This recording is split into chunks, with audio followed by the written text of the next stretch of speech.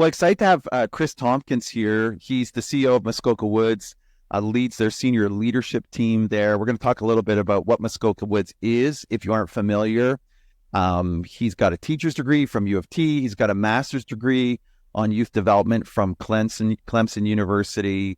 And he's just spent a long time investing in the next generation of leaders. And today we're going to have a conversation about Gen Z in particular. So if you are if you employ Gen Z, if you're an employer, if you're a parent, if you're an uncle and an aunt, or if you're in the Gen Z category yourself, you're going to find this really, really helpful.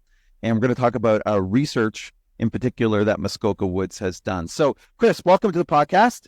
Yeah, it's great to be on with you, Jeff. Chris, tell us just a little bit about Muskoka Woods for people who aren't familiar with Muskoka Woods. Yeah, Muskoka Woods has been around now for 45 years. Probably most people who have heard of Muskoka Woods would know of it as a summer camp. And so for 45 years, we've been operating on a summer camp on Lake Rosso, up in the Muskoka area of Canada, which for many of the people at your church is not too far away. That's right. And we've been running summer camp for a long time, but then also what people often don't know is we host a lot of young people from September right through to June for our school retreats, weekend church retreats. We do some corporate groups through here. And so we put a lot of young people and youth leaders through our place. People always ask, like, what do you do when the summer's over? And it's like, well, because we're coming up to that time, it's like, well, we got a few hundred kids from schools that roll in 3 days after Labor Day. So it kind of operates all year round. And with that, we also hire a lot of young adults. And so that's kind of part of our conversation today will be around that. We hire about 400 high school and college students to run our programming throughout the year. And Chris, just to give people an idea of the scope, like how many guests would you see at Muskoka Woods in a year, would you say? Just shy of 25,000 people would come through. So about 5,000 in the summer and almost 20,000 from September to June.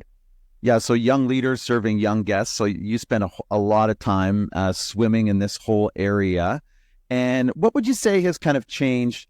Let's just talk about the last 4 or 5 years. So post-COVID, if we could say the COVID word, post-COVID. So kids and parents, you have so many of them on site. What's changed in the dynamic there when it comes to kids or parents or the interaction between both? Yeah, great question. I always want to start these questions by saying, whenever we're talking about generations, there's obviously generalities, that we are not true for everybody. And I always want to start too by saying, generally speaking, kids are still kids. The things that we might have experienced growing up, the things when we were a bit, like you and I, when we were in teachers college, and that like kids are still kids. When we see them coming to camp, even post-pandemic, they love trying new activities. They love having fun together. They love meeting new people. Young people have like a passion for life, playing. When you really give them the environment to be kids, it just comes so natural to them. So there are some things that have changed in the last number of years, particularly because of the pandemic, like you said, in the past 5 years. But generally speaking, when it really comes down to it, kids are kids. Where I live is right down by the water, and I often hear the ski boats come in after kids have been tubing or skiing. And I tell you, almost every day there's a moment where kids are just laughing and having so much fun, and then they'll yell to the boat driver, "Excuse me, Mr. or Mrs. Excuse me." They're like shouting at the driver, "Can we go again, please?" Like there's just like this passion for life. What has changed, I would say, and the first one's probably not as directly connected to the pandemic that we see right here at Muskoka Woods, is parent involvement has dramatically increased. What parents want to know about, how they want to be connected with their kids, what they're helping them manage and solve on the day-to-day basis. And that's just not like the 7-year-olds we see. That's the 22-year-olds that come and work with us. And I think different than when I was probably a bit younger, I'm not even sure my parents knew where I was going when I was moving to university, but I've already been on the webinar for Queens. And, we know so much more about what our kids are involved in, and we're helping, navigating, being part of it.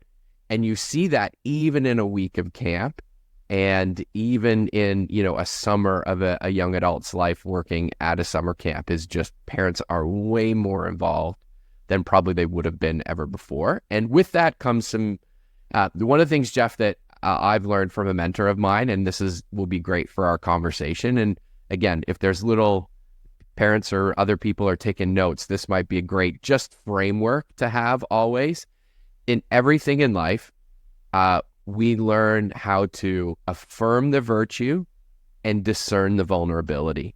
And like with the big things in that, so with that, there's some virtue in parents being involved, but there also is a vulnerability, which we can talk about later as we go through.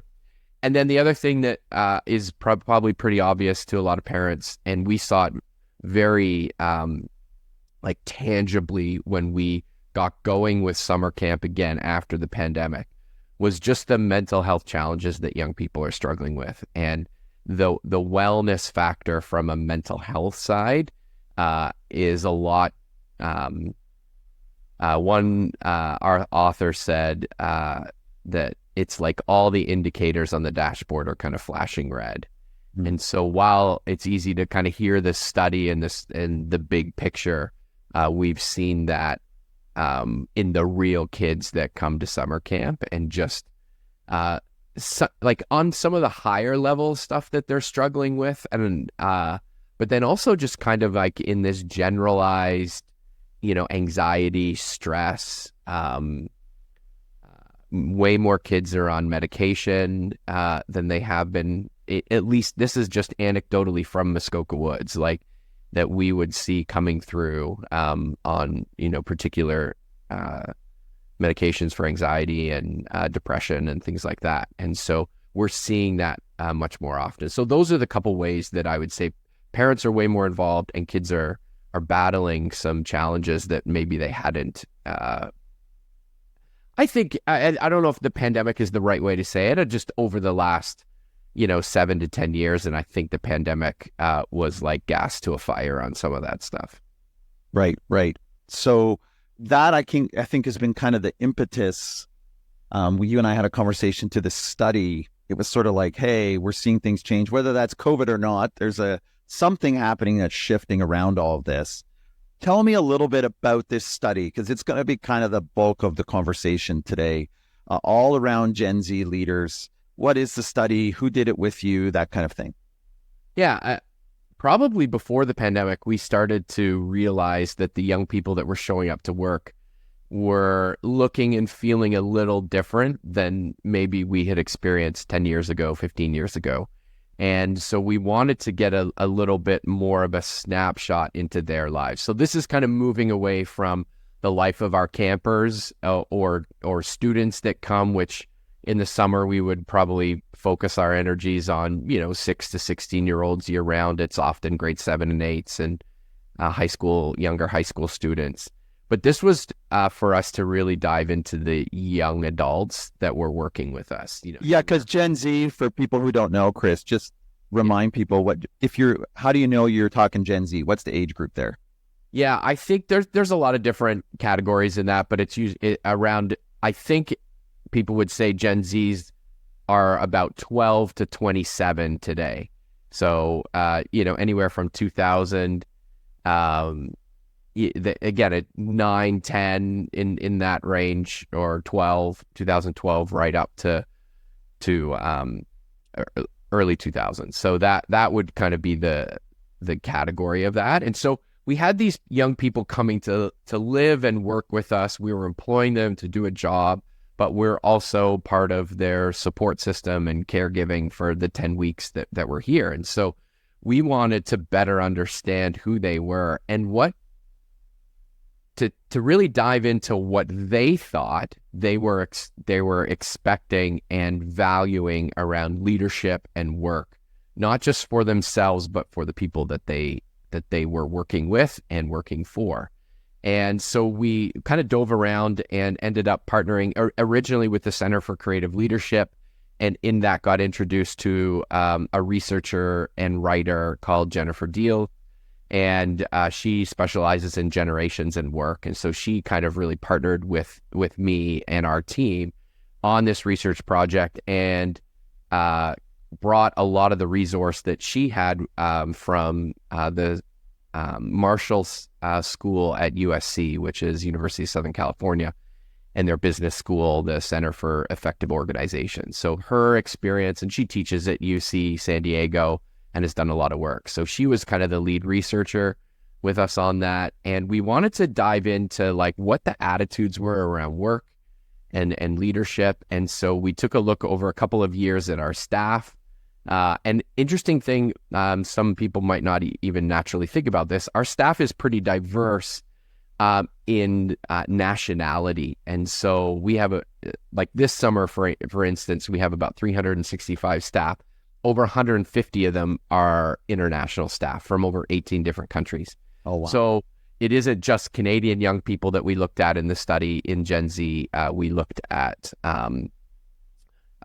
sort of international spread. And then the research project also was done in parallel with university students in California, and just to kind of check. Now, there were some significant differences in some parts of the questions, so it's not like a broad comparison of young adults. It was more a snapshot for us in the demographic that we were serving at the end of the day.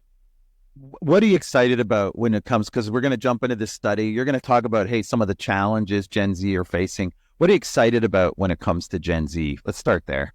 Yeah, one of the things that was really clear, and again, this might be the type, so just a preface, there's something unique about the type of people that will come work at a summer camp, whether that's the ones that we might know, Minneoe, Pioneer, Muskoka Woods, or any of them, day camps, and this, it's a certain type of young adult. And so some of this might make sense when you think about it from that perspective. But generally speaking, I think it can be applied across the board, because we other research projects and other things will share very similar results. What really stood out to me is that this generation of young people really want to be part of something that has meaning. They want their efforts, their time to go to things that they believe really matter. And whether that's making the world a better place or things that they're interested in, they're less concerned about the economics of work, while that plays in the backdrop for them about, you know, what they're kind of concerned about. It's not a major driver for them, you know, career advancement, you know, how much money they're going to make when compared to, I want to do something that has meaning and that really matters. And that's part of the connection to that is interesting about this generation, which I love, is that they are way more thoughtful about their lives at this age than probably previous generations were. Right. That just could be the sea that they're swimming in and the world around them, but they are paying attention and they're thinking about who they are, who they're becoming, what they want their life to look like, what's important to them. And this generation really cares about well-being. That holistic side of wanting to live a healthy, thriving life, and that's really important to them.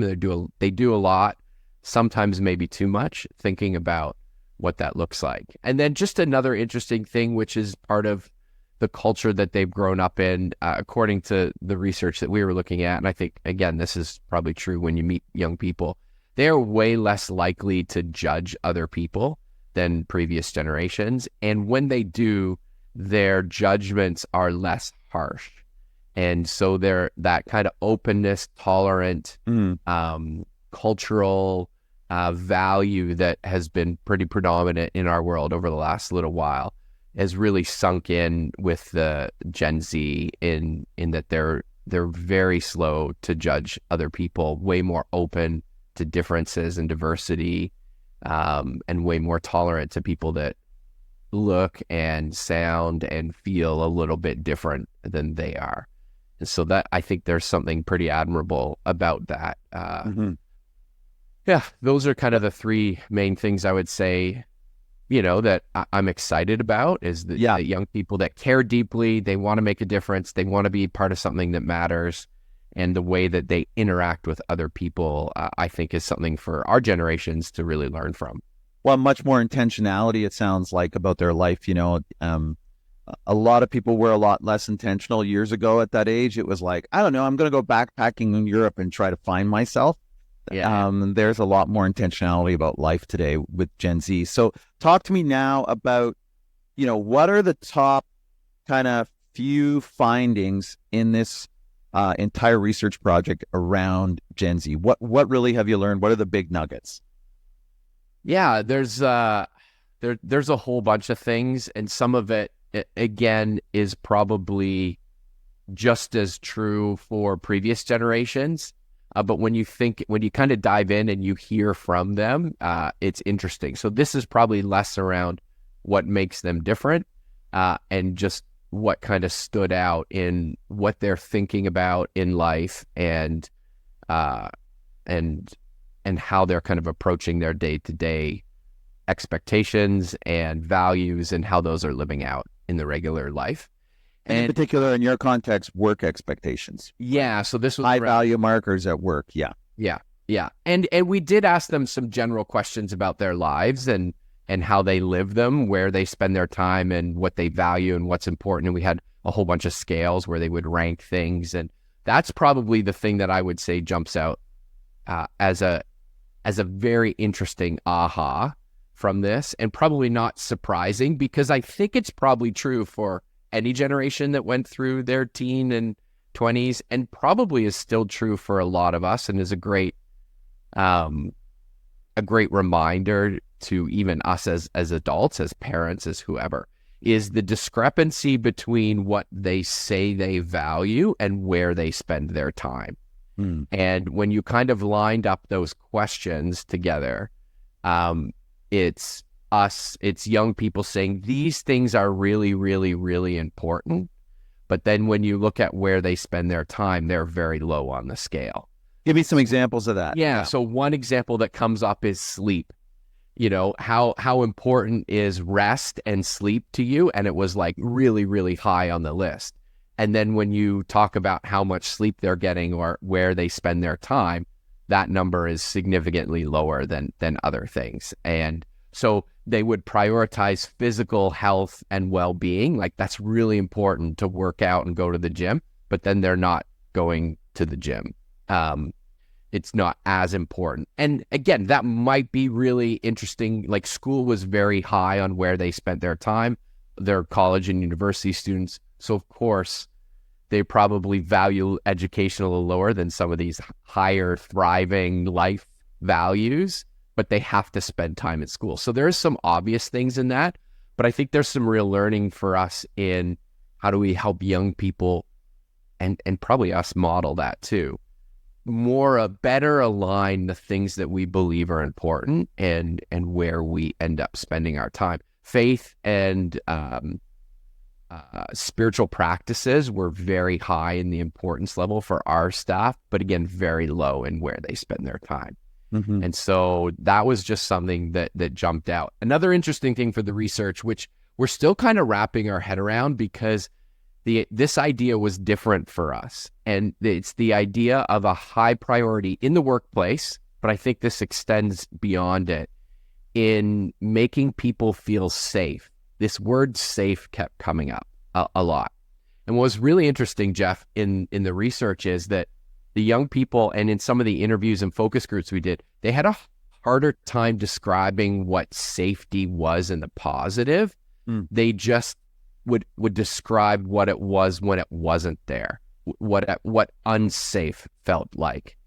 And that's just really interesting. They could describe an unsafe feeling, and we're like, well, what goes into creating safety? And it was the absence of those other things. So it's that's just an interesting thing to kind of contemplate. And what I think you start to see is this high priority on this value without real clear definitions of what that means.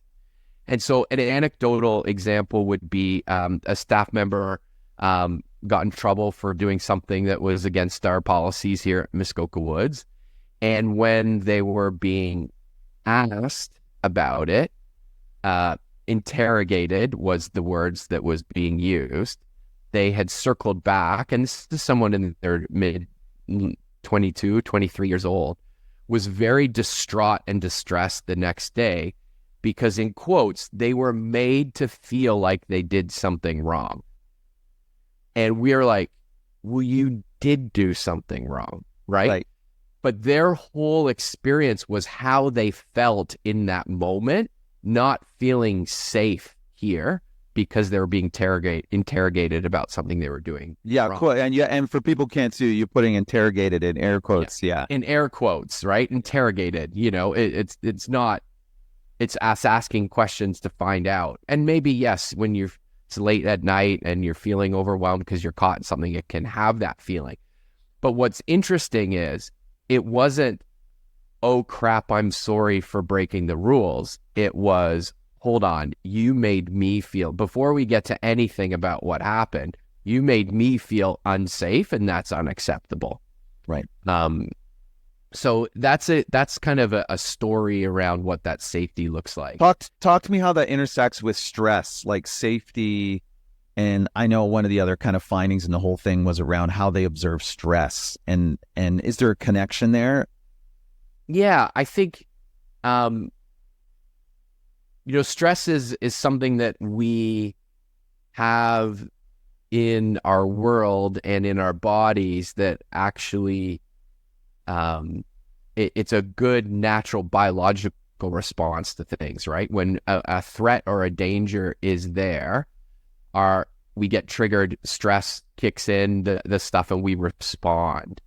The challenge becomes when everything is a stress and things that maybe shouldn't be stressful to us become stressful. And that's that mental part of it where our brains, our minds are telling us that this is a major stressor, and then we respond. The same way if, a wild animal comes around, we're wired to respond to that. That's a stressful situation.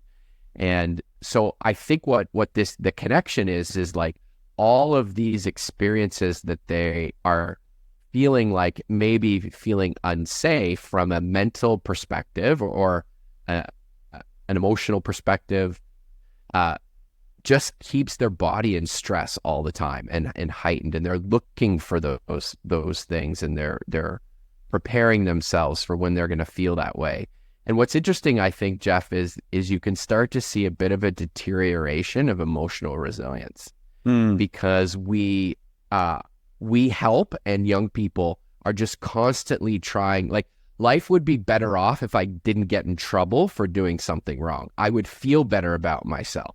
Not whether you're doing something wrong or not. Right. It's just like, if I didn't get in trouble for that, I would have less emotional stress. And so when we're constantly worrying about creating too safe an environment, particularly emotionally or relationally, then that kind of factors into our ability to healthily navigate the things that really are stressful at the end of the day. And yes, that is a stressful moment. If you get pulled into an office and you're asked about breaking a rule and you're thinking you might be terminated from a job, like, that is a stressful situation. But just dealing with how we feel about the situation, not what we've done, kind of cuts away some of the resilience that we can build in navigating those things, because we will be in stressful situations in our lives. So there was an interesting connection with there. And I do want to share one more finding that's kind of connected to this. Yeah. Is particularly in work, young people wanted more reward and more compensation, but they were very concerned about doing the work required to get that. It's that working that gap, harder, a little bit of that gap again you're talking about. Yeah, working harder and taking more on is going to affect my quality of life. And some of that will create more stress for me. I'll have to work longer or harder. And what about all the other things that are important to me? So again, back to virtue and vulnerability, right? There's a great virtue in that, to say, like, I'm worried and back to generations of working 60 to 80 hour weeks and burning ourselves out. They don't want to do that. but they also have other things that they want, but they're worried about how it's going to make them feel to get there and what they're going to have to sacrifice along the way, which is a lot around their personal, emotional, and mental well-being.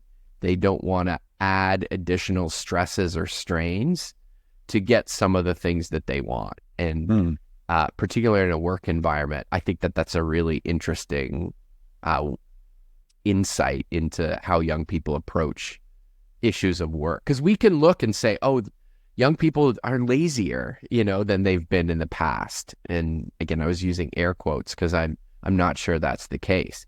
But that's the perception of when a young person, before they say yes to taking on a new project or a new responsibility, is asking about how that's going to impact their work-life balance and the priorities around that. And so where in our generations, we would probably say yes to do it and then sort out how we were going to find the hours to do it later and cut some of the other things from our life that, it may have been more beneficial to us, but they're not prepared to do that. Right. It's I love that framework of what's the virtue in it and what's the vulnerability, because you can see it in all these things. Like a safe place, there's a virtue in, hey, we want everybody to be safe. There's a virtue in everybody having wellness. There's a virtue in the fact that, like, hey, we want to be, we don't want to be stressed out all the time. There's virtue in, like, we want to thrive in life and get the sleep we want.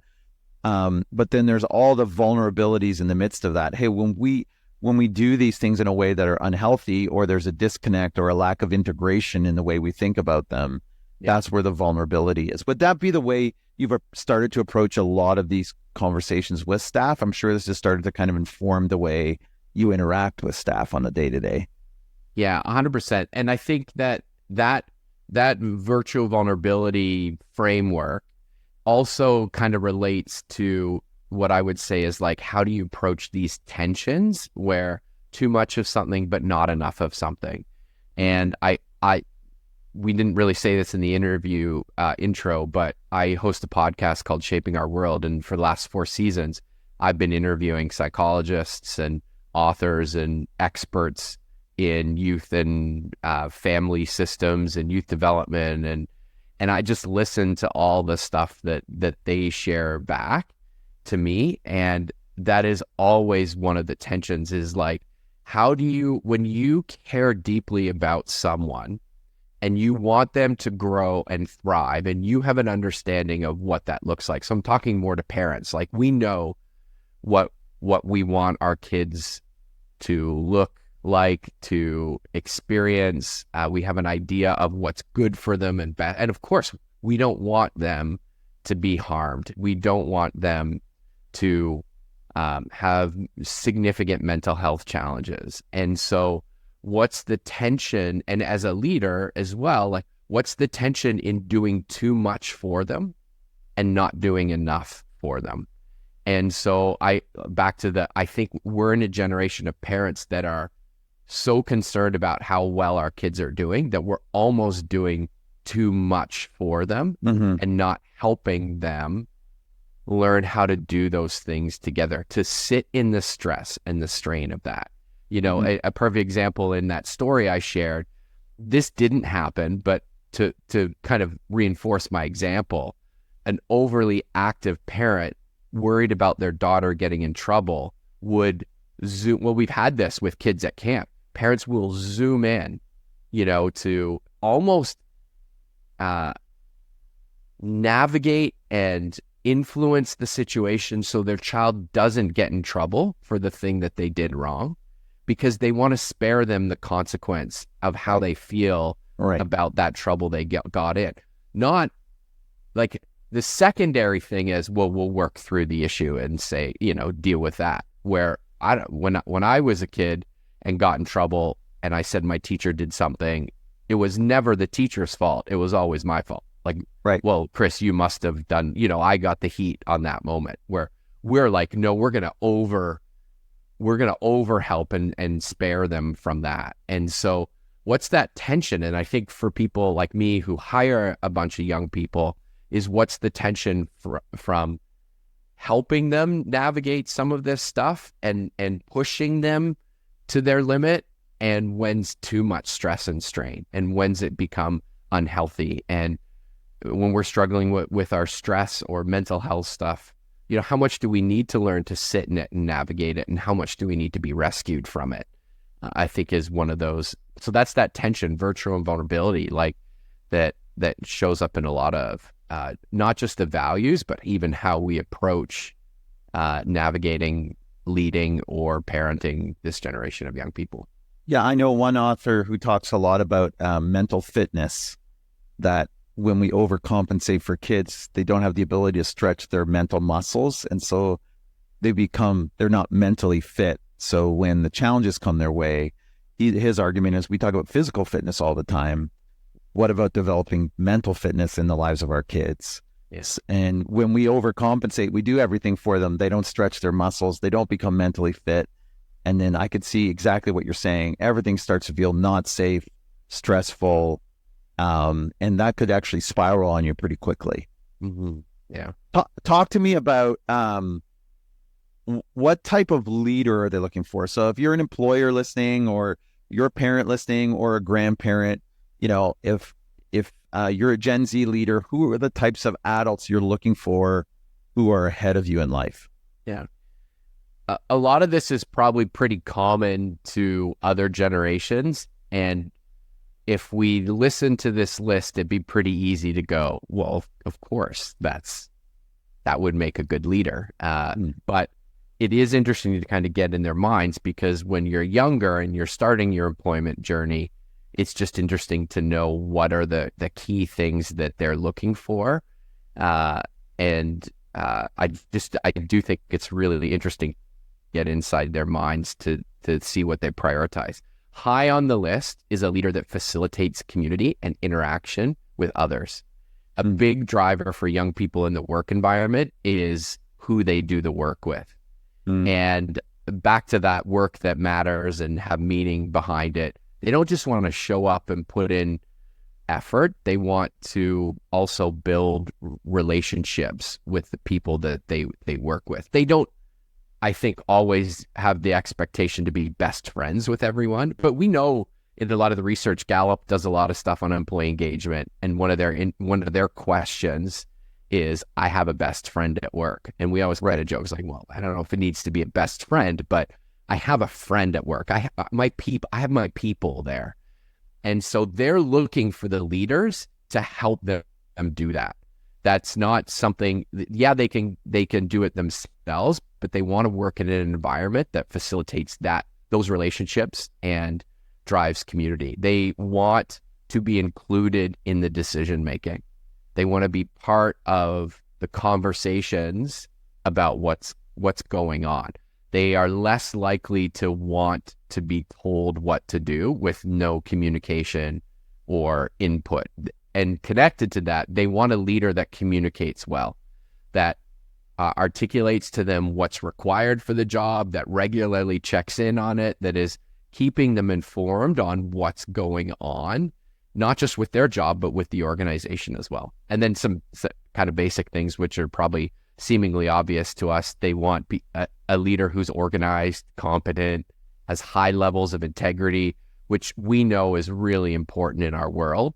And I think that last part of integrity connects to, they actually want models, like people who don't just tell them what to do, but lead the way, someone to look up to, someone that could be a mentor or an example of what this looks like. And if you think about like a young person trying hard to navigate this work-life balance, or how do I move up in my career and take on more, but not sacrifice, the other stuff that means a lot to me. They want people to actually show them the way. And I think that is one of the things that I pull out, and we can talk about this as we get down the road, but I would pull out as a great encouragement to us as parents, as leaders in organizations, is that idea of, practicing what we preach. And I think it's easy when we get into a work environment to just tell people what to do and say, here's your job, go do it. I pay you to get this done. But what does it look like to model not just the work itself? They did talk about how they have a high value in leaders that get down into some of the weeds and the work, roll up the sleeves. They're not too good for the work that they're asking other people to do. As a leader, you can't do that all the time. Sure. That's why we hire people to do that work.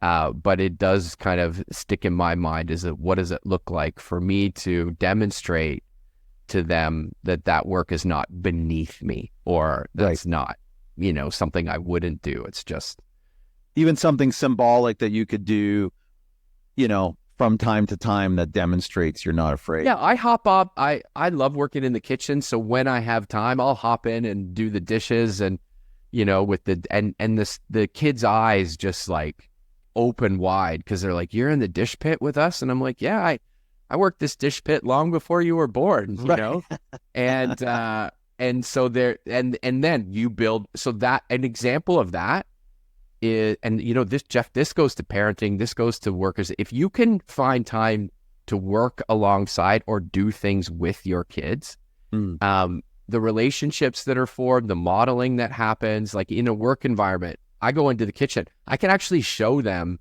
what hard work looks like. I can tell them, you should be working hard, like stop complaining about your hours, get in there and do the work. But I can actually get in and show them I'm prepared to roll up my sleeves. I can get my hand in the food junk, and, but then I'm also working with them and building relationships along the way.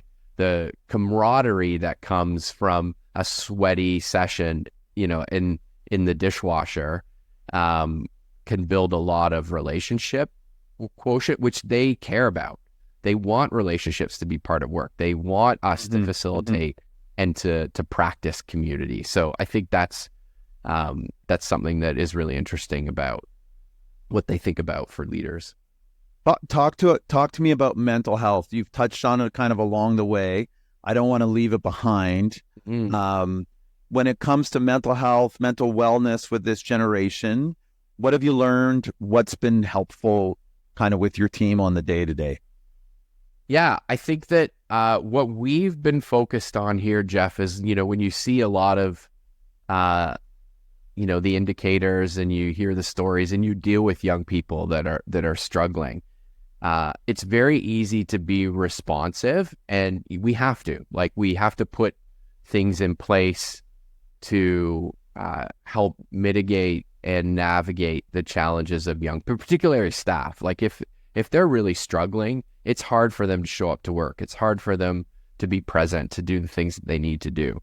But we decided coming out of the pandemic that we would work on more of the front end of mental health, like building in good disciplines and practices and reminders to people to help us sharpen that muscle, like you talked about, and not just be responsive on the back end when people are really struggling. And so we've invested in, we partnered with an organization called Mind Up, which is a charity that Goldie Hawn started 20 plus years ago. They're in 50 plus countries and in schools all over the place. They have a curriculum called Mind Up curriculum. And we partnered with them to take what they do in the schools and adapt it to camp. And so we have a Mind Up for Camp curriculum that we take our guests and our staff through, which focuses on like the key pillars for positive mental health around in relationships. So every cabin, as they come to camp, sits down and comes up with a community agreement that, how we're going to treat one another. What does that look like?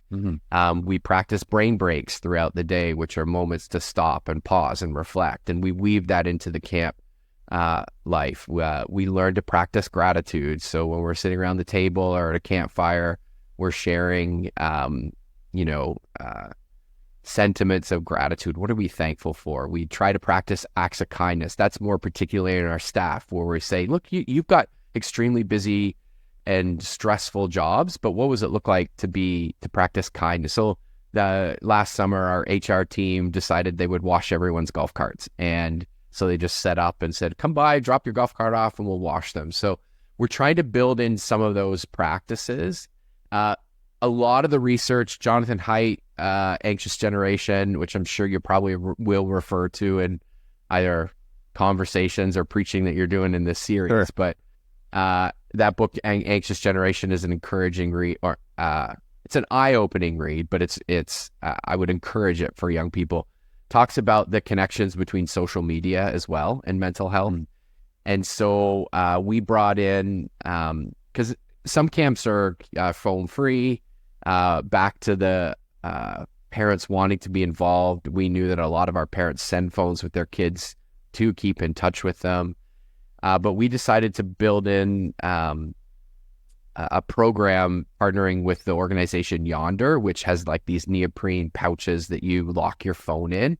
So now if kids do bring a phone to camp, they have to purchase or rent one of these pouches. They get locked in it. They're only unlocked for an hour or two a day at very specific times. And we know and research the parents, and you can make tons of links to this stuff. We know the connections now between social media usage and mental health for young people. It's just everywhere. And it's not, we used to say it was a correlation, but now there's evidence. Like the early evidence was just correlation, but now it's undisputable, really. Yeah. And so we're asking the question of, in the camp environment where there's all of these positive benefits for young people, being outside, being active, trying new things, meeting new people from around the world, having adults that care for you, how can we remove the social media and phone pressure and stress to that? So that's where things like Yonder, staff use their phones now for communication and to do their jobs. So we're really working with them on how they can get off their phones and spend time. And Jeff, it's unbelievable. And parents, I wish you could see some of it. Like when kids don't have their phones and they're sitting in a circle, just talking and laughing and playing that face-to-face interaction that we remember and that we know, it's really great. And then we've also been thinking about and putting into place what are resources that actually help people who are struggling. And so we have a counselor come free of charge to our staff a couple days a week. Her time slots are filled.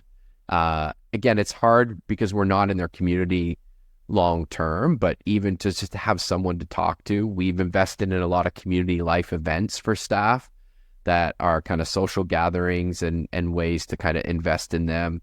And then, things like our investing in spiritual practices and formally creating trails across the road that aren't just for recreation, but for staff to go and get a break in nature and encourage people to do that, investing in our staff gymnasium for physical fitness. And so we're providing some of the things along the way. And while that's not to highlight what we do at Muskoka Woods, I think those are the things that employers and parents can think about how to build in. What are some of the preventative, positive inputs that you can put into our lives, and how can we invest in some of the things that we know help positive mental health at the end of the day?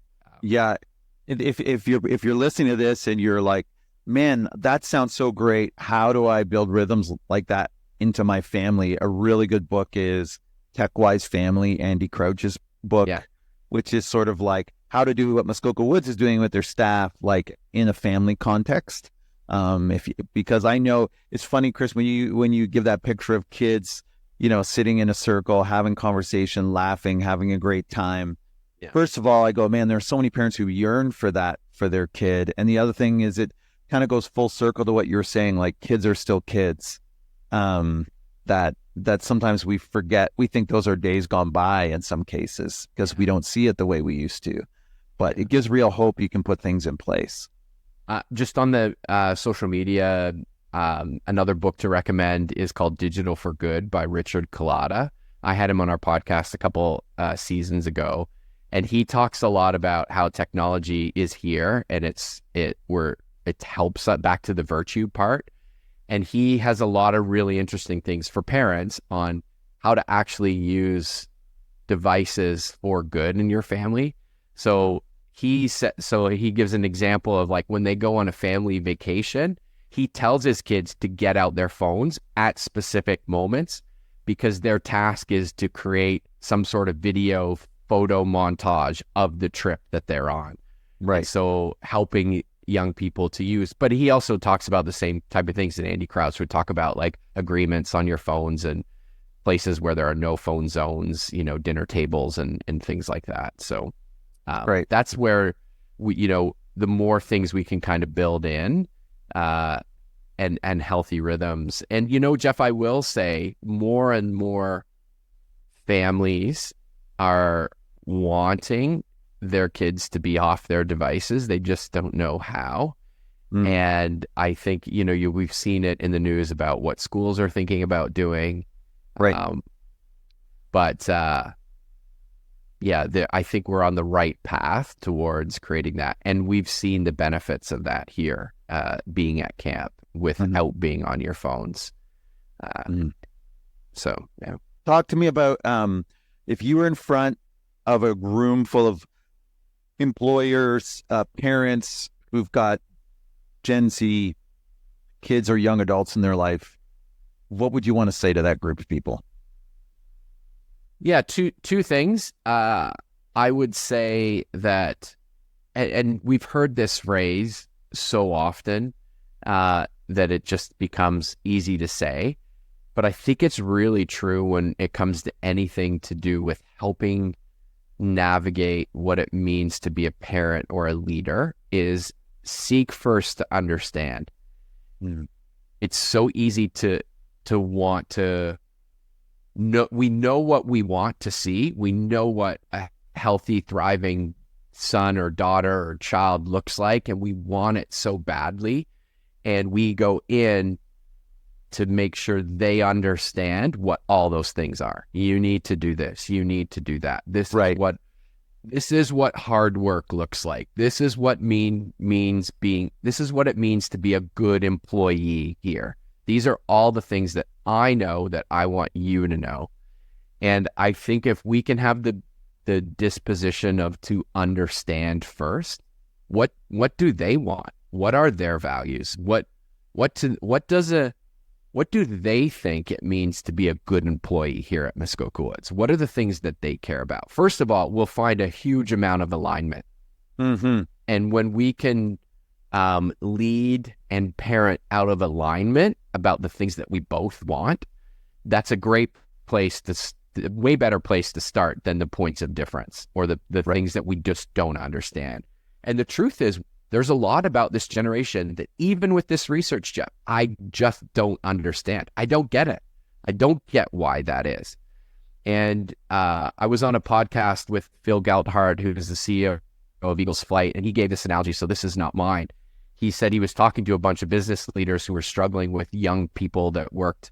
And he said, I like to talk about it like young people are like red leaders and we're like blue leaders. And we're trying so desperately to create more blue leaders and more blue employees, and they're red.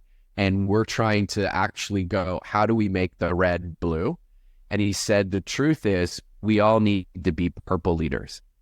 We need to fuse who we are, what we understand to be true and right and good with where they're at and what they want and what they value, and find a new way of doing it together that has all of those best parts of both different generations and both different perspectives together in a new way. It's like, as a parent, we would love for the kids to never be on their phones. Kids would always want to be on their phones. There's a power struggle for us to pull them to where we are, and they want to keep where they are. Well, what does it look like for a new way of navigating phones that is compromising and not, when we use the word compromise, Jeff, we always feel like it's giving up something. But I like to think of compromise as we're actually gaining a new way, a better way, a healthy way of moving forward.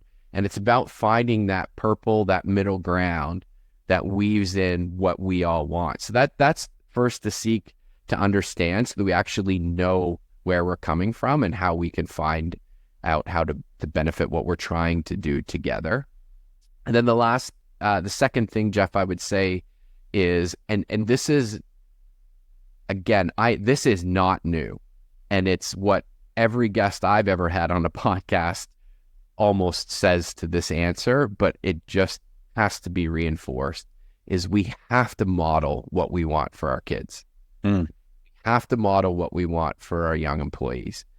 If we actually want them to thrive And part of their thriving is this healthy work-life balance where you can work really hard, but you're not burning yourself out, and you can prioritize the things that make you healthy.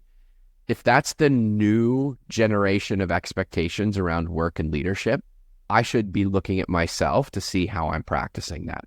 Right. Because I can't tell them to work harder if I'm burning out. Right. If I don't have a healthy work-life balance, what they aspire to or they want.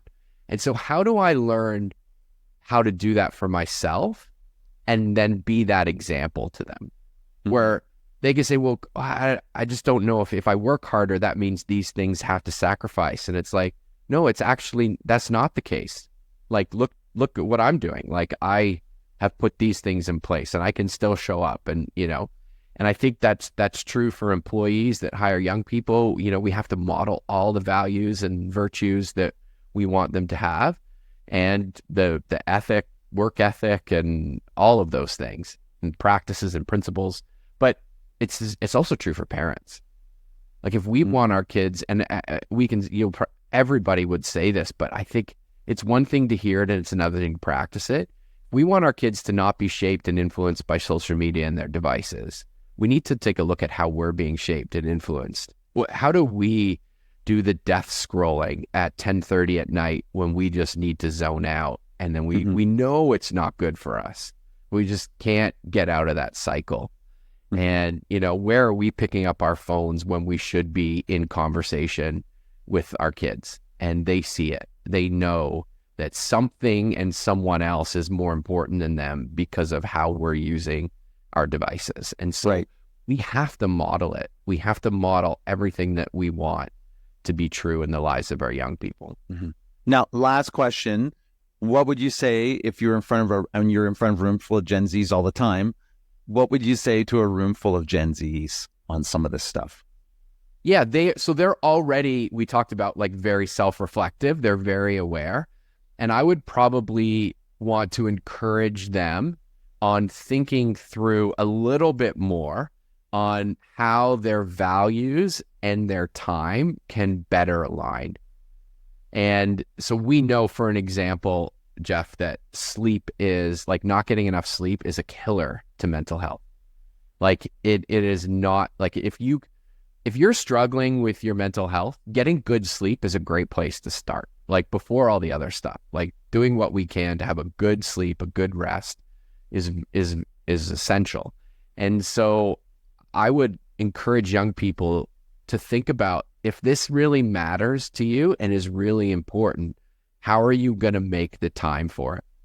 We got young people that are going back to university, and it's going to get busy, and they've got a lot of schooling. And we always say, like, if your faith journey is important to you, if you've already said, like, this matters, then how are you going to shape your week, your month, your semesters so that you can create space to deepen that journey?